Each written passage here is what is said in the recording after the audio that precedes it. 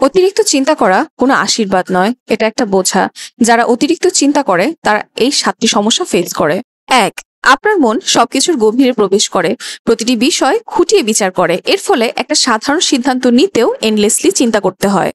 2, সাধারণ হালকা কথাবার্তা আপনার ভালো লাগে না, সত্যিকারের বুদ্ধিদীপ্ত সংযোগ খুঁজে পাওয়া আপনার কাছে প্রায় অসম্ভব মনে হয়। 3, আপনি খুব সহজেই মানুষের মিথ্যা বা চালাকি ধরে ফেলেন, কিন্তু আপনি যদি তা ফাঁস করে দেন তবে আপনি শত্রু হয়ে যান। 4, বেশিরভাগ মানুষের চিন্তা ভাবনা আপনার মতো নয়, তাই আপনার মধ্যে সবসময় একাকিত্বের একটা স্থায়ী অনুভূতি কাজ করে।